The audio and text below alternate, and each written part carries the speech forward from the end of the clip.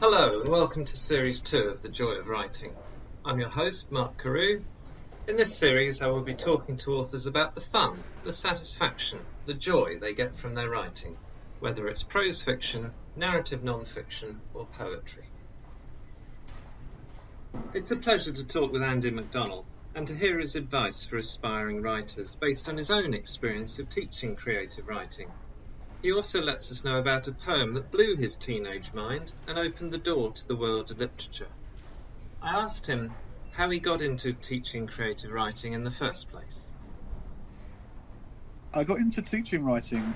I'm not really sure why I got called into teaching writing, other than to say that I kind of had finished my masters.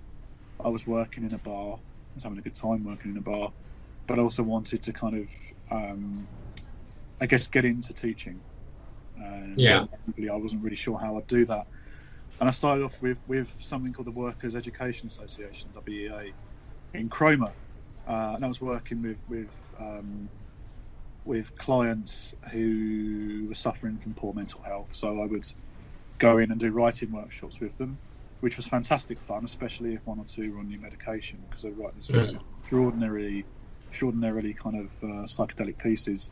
So they were great fun. And then I kind of started teaching at the UEA as part of the School of Continuing Education before moving into adult education. And then from there, I started teaching degree level English Lit and creative writing in my position at University Centre Peterborough. So it's been a kind of slow move in that direction. I enjoy the element of talking about craft. You know, when I first started, a few people would say, "Oh, you know, if you teach your art form, it will destroy it," all this kind of nonsense. And I never really believed it, because actually what I found was teaching it helped me learn. Yes, definitely, yeah.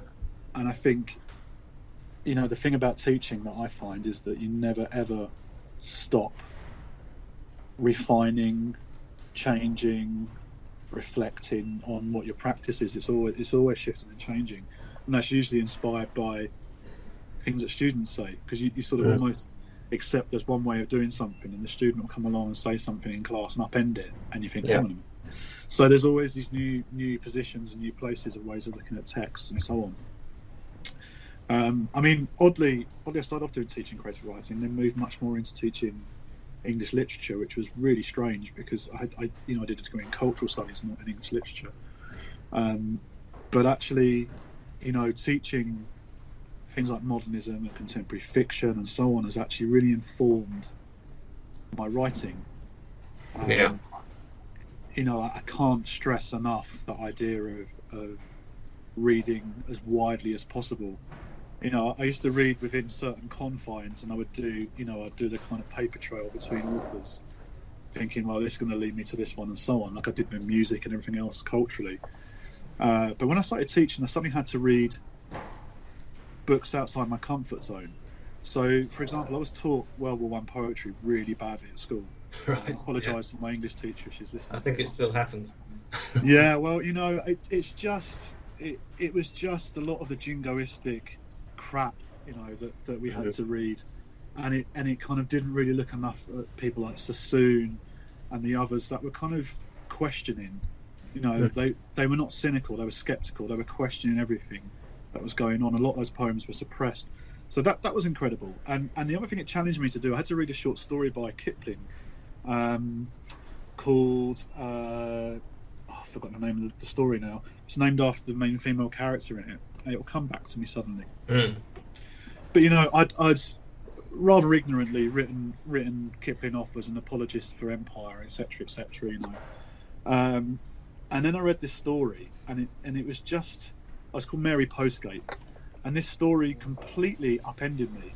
I mean, the ending is rather, I can delicately put this, let's say a lady has a certain experience, poking a fire, imagining that she's killed this German guy that's fallen from the sky, and you know, I was shocked that Kipling was writing such kind of psychosexual Freudian stuff, you know.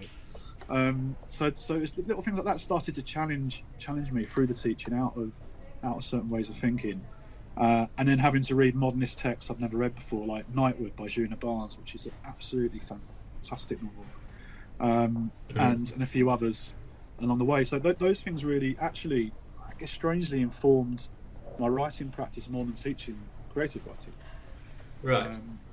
And you know, it's odd because I think of Good Morning Midnight, and there's this particular passage in that, and it's a novel. It's a novel by Jean Rhys, and in that there's this segment where she talks about the fact that she had this baby and the baby died within weeks of it being born, and she tells it, she doesn't show it. And, you know, and that goes completely against every single creative writing class. You know, every teacher you hear is show not tell.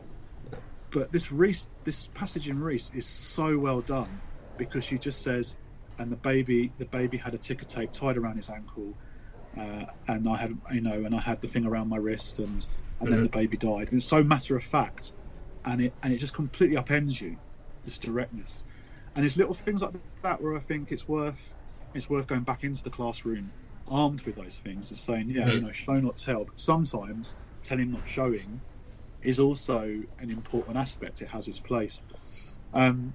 So I find teaching literature in some ways is just as informative, maybe even more informative to my craft than, say, teaching writing, which is much more workshop based. Right. You know. And do you find students are after more of a set of rules or a how-to guide? Are they very keen to do the writing or the reading you're suggesting that they do? I should tread carefully here again, just in case any of them listening. Yeah.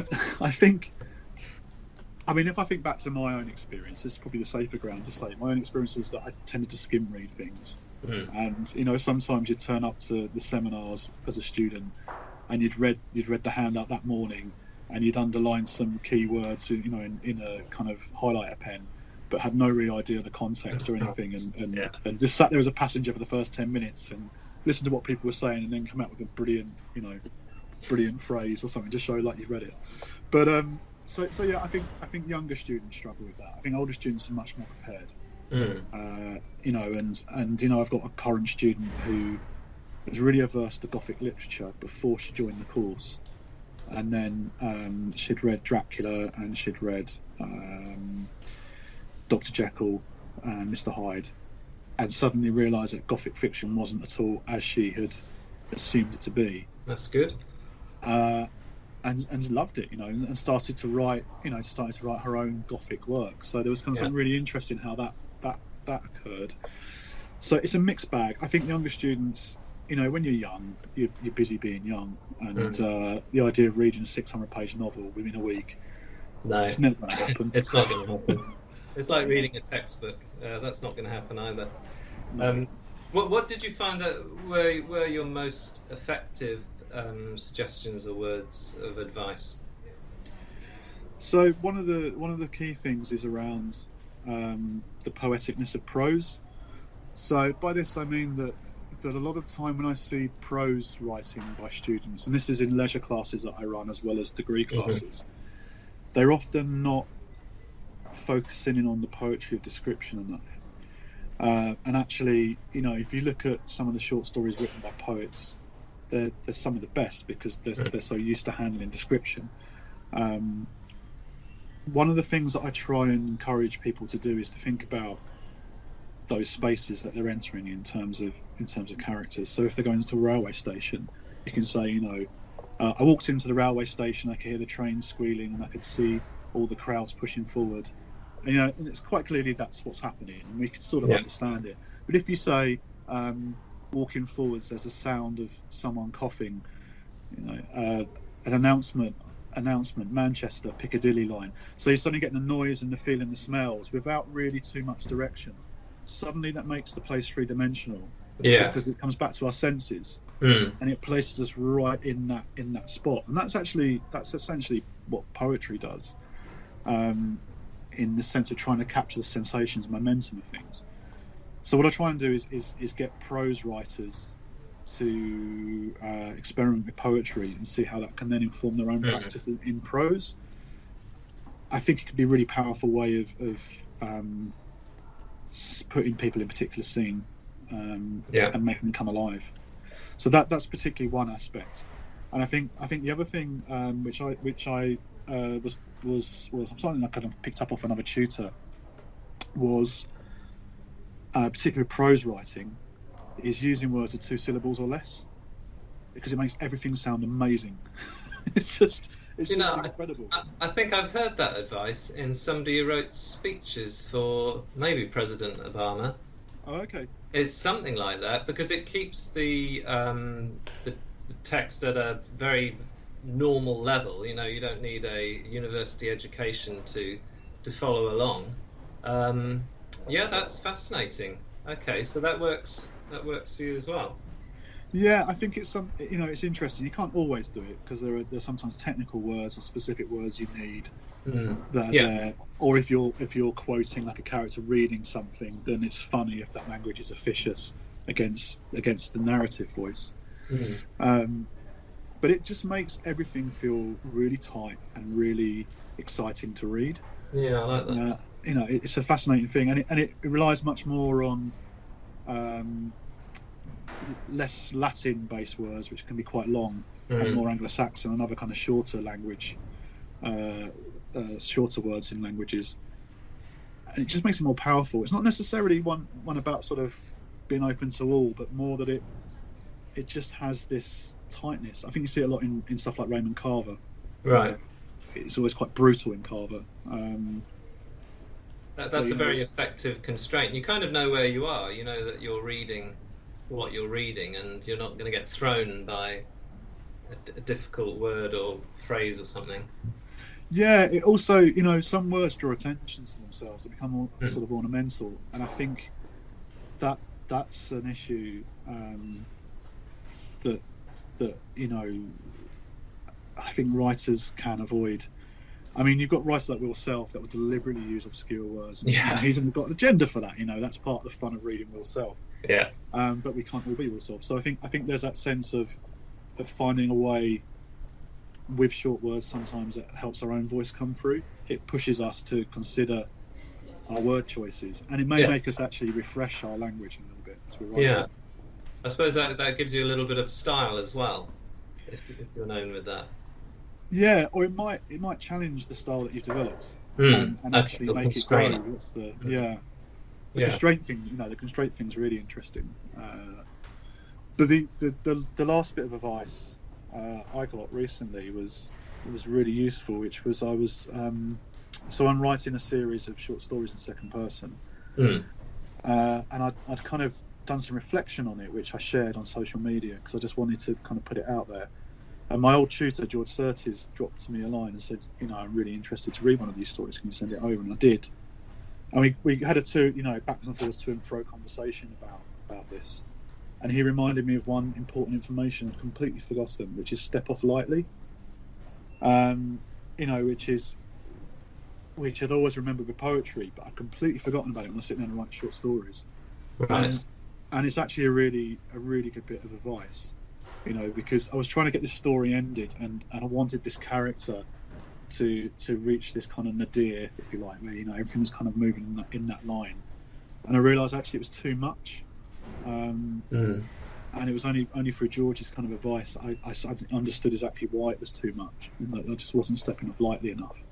I wasn't leaving much room for the reader to kind of interpret things. It was too, maybe portentous, maybe too large, too grand. There wasn't anything for the reader to do. Yeah, essentially, or that it just overplays, overpowers perhaps some of the subtleties elsewhere in the story by trying to end on a big crescendo. Yeah. Very interesting. So the teacher is always learning. I mean, that's something. I mean, certainly that writing gives you. You mentioned, the importance of voice and 2-syllable words and that type of thing, and space for the reader. I know that the book that inspired you is called Voices.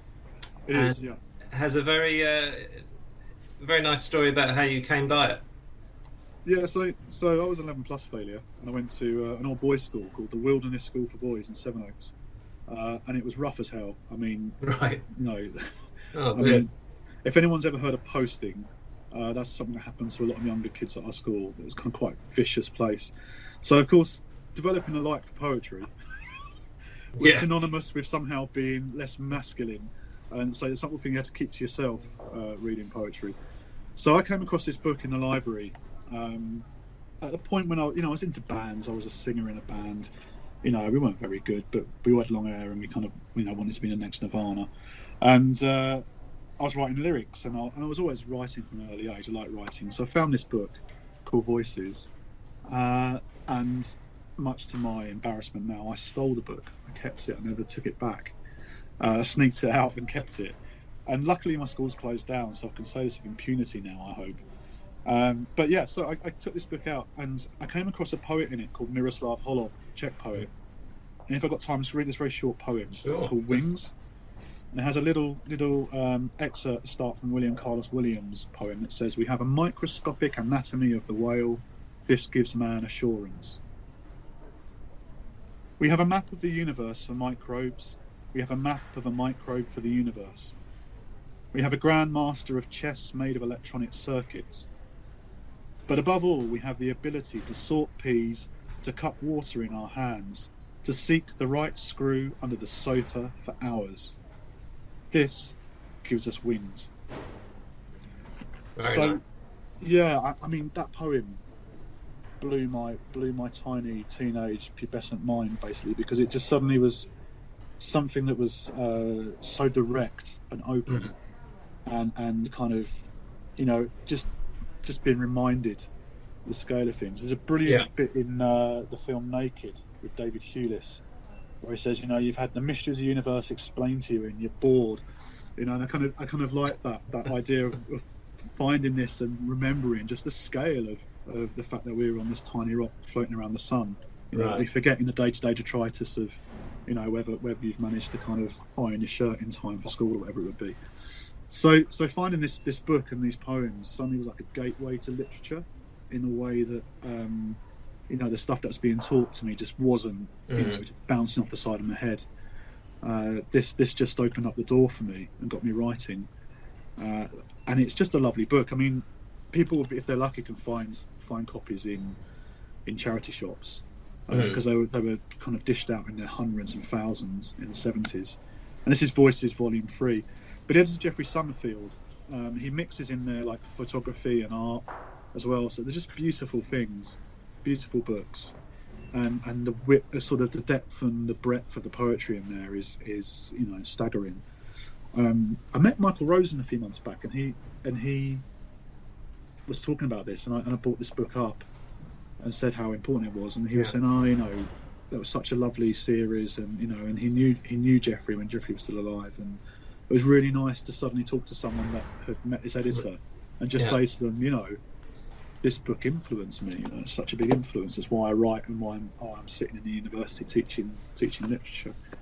So a massive influence, but sadly out of print, you say? Yeah, I mean, I think Penguin, this is Puffin, or is it Puffin? It's Penguin Education. So Penguin ought to bring them back because they are brilliant. Oh, definitely. I think they would, have a market. But it's the 1970s, and I don't really think 1970s books have kind of had much of a comeback yet. Maybe it's their time, and everything comes around again. Exactly. Yeah. I would hope. And do you see any direct influences in your own work with the scale of things, or the sort of just that sort of feeling that you got from those poems? Did you ever try to recreate that? I think as a writer, I capture things, a sense of things in myself. I guess I'll turn to Ezra Pound for this. He talks about sort of the idea that it's when something external shoots inwards. And I think if you're a writer, you'll know exactly what you are. You know exactly what that is, that moment when you see something in the world. Yes. That just has an effect on you. And you notice it, and you go, yes, I'll be using that later. Exactly. Yeah. Or it just creates it's almost like a melancholia. It kind of just makes you feel suddenly sort of somewhere else, as if you're seeing something that you've missed, you haven't seen before. And it's such a strange thing. It kind of creates this this other, this other sort of place. And my partner's she's always saying to me like, oh, you're a bit dreamy at the moment. And so yeah, I've just gone somewhere in my head. Some doors have opened and yeah. Off through I do notice that reading your collection, that you notice all the little things, and all the little things that get joined up and become quite big things. It reminded me of a book called The Meaning of Life, which is full of words about all these strange, precise moments.